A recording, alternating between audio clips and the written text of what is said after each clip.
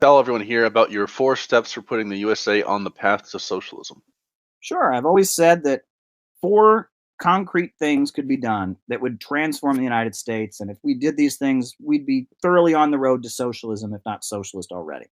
The first would be uh, a massive infrastructure program, hiring thousands and thousands of people to start rebuilding the country, build high speed railway, build new universities, build new schools, build new water treatment facilities, build new public transportation systems, just completely revamp the country, a new public works program.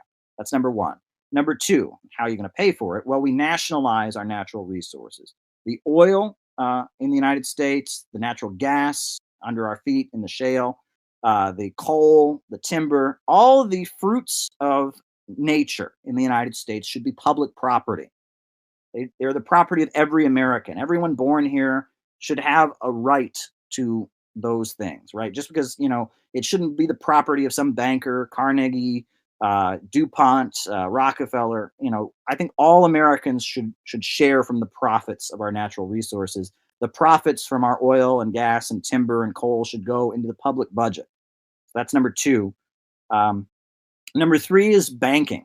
I think banking and the lending of money should be in the hands of the state, right? I don't think we should have a Federal Reserve rip-off system.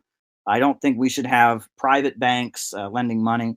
You don't have to be a communist to agree with me about this. I mean, every major religion, the Quran, the Bible, the Torah, and the Talmud all forbid the lending of money at interest, and there's a reason for that because it leads to the creation of a creditor class, right? A group of people who have money by having money, right? They're lending money at interest. They're not doing anything. They're not creating anything, right? They're just getting money by having money. And pretty soon, they're going to have more money than everybody else. And governments are going to be in debt to them, and they're going to have all the power.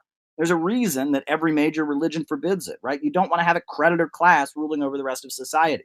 So I would put the lending of money into the hands of the state so that there was that the lending of money was in the hands of the state. If somebody wanted, a loan to start their business, they had to make a case that it was good for the community. And then when they paid back their loan, the interest would go into the public budget so we can have more schools and more healthcare. So that's number three, control of banking. And number four, I've always said we need to enact Roosevelt's Economic Bill of Rights. Before he died, Franklin Delano Roosevelt, who I think was our greatest president, I mean, he wasn't a socialist or a communist, but he was a Bonapartist who aligned with socialists and communists. And he said that we ought to have the right to health care, the right to education, the right to decent employment. And he had this proposal for a new economic bill of rights. And I think we should enact that. That's my 4-point program. If I were running for office, I would run, on that platform. I think that we ought to rebuild the country, mass public works and infrastructure. I think we ought to nationalize our natural resources, our oil, gas, timber, and coal. I think we need to have public control of banking and the lending of money. And on top of that, I think that we need to enact Roosevelt's Economic Bill of Rights. If we did those things, we'd be on the road to socialism. And I've actually summarized it with the slogan, we need a government of action to fight for working families. Because right now, we have what Roosevelt called do nothing government.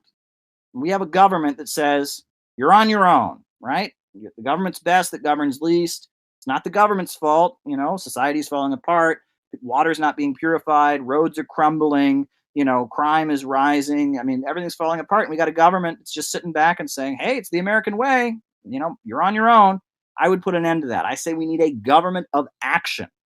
If a parent is not feeding their child, the parent is not giving their child, adequate clothing, right? Maybe that parent may not be actively doing anything to harm that child, but it's still a crime. It's called neglect. Our government right now is guilty of criminal neglect of the country. They have left the population behind. And on top of that, I would say they are in dereliction of duty, right? The Constitution, the preamble talks about the common welfare and our government is completely in dereliction of duty. We need a government of action to fight for working families. It's the urgent necessity of our time.